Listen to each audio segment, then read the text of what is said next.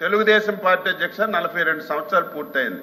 ఈ పార్టీ ఎన్నికల వరకే రాజకీయాలు, ఎన్నికల తరువాత పేదవాడి అభివృద్ధి, రాష్ట్ర అభివృద్ధి ధ్యేయంగా పనిచేస్తున్నాం. మీరు కూడా లాస్ట్ 5 ఇయర్స్ అధ్యక్ష ఏం చేశారు ఒకసారి సీనియర్ మంత్రిగా బొత్స సత్యబాబు గారు ఒకసారి తెలుసుకోవాలి. మేము కట్టినీళ్ళకి రంగులు వేసుకున్నారు, బిల్డింగ్లకు రంగులు వేసుకున్నారు, అన్ని ఎవరు పార్టీ తరఫున పనిచేశారో ఒకసారి గుర్తు చేసుకోవాలి.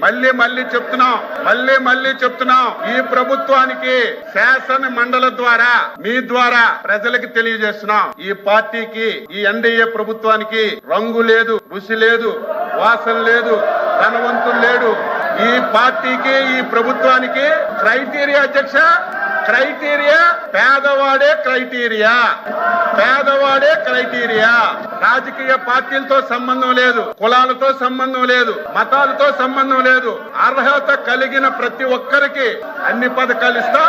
మీరు కూడా అర్హత కలిగిన వారికి ఏవైనా పథకాలు అందకపోతే ప్రభుత్వం దృష్టికి తండి చేస్తాం తప్ప ఏదో గత 5 సంవత్సరాలు ఊచ కోత ఈ రాష్ట్రంలో జరిగింది. ఎవరికైనా మాట్లాడే స్వేచ్ఛ ఉందా? నవ్వే స్వేచ్ఛ ఉందా? తిరిగే స్వేచ్ఛ ఉందా? ఈ ప్రభుత్వం చేసిన తప్పులు ప్రశ్నించే స్వేచ్ఛ ఉందా?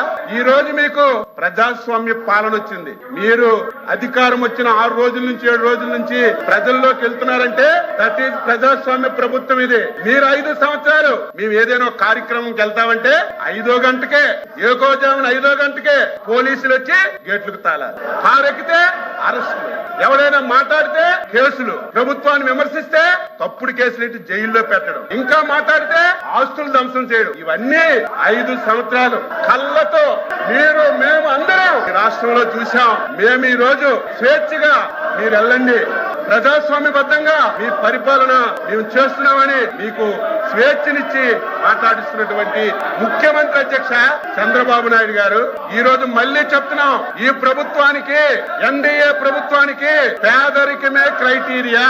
ఎవడు పేదవాడున్నా, ఏ పార్టీ ఉన్నా తప్పనిసరిగా ప్రభుత్వం నుంచి అన్ని విధాల సహాయం అందిస్తామని మళ్ళీ ఈ సభ ద్వారా రాష్ట్ర ప్రజలకు తెలియజేస్తున్నాను.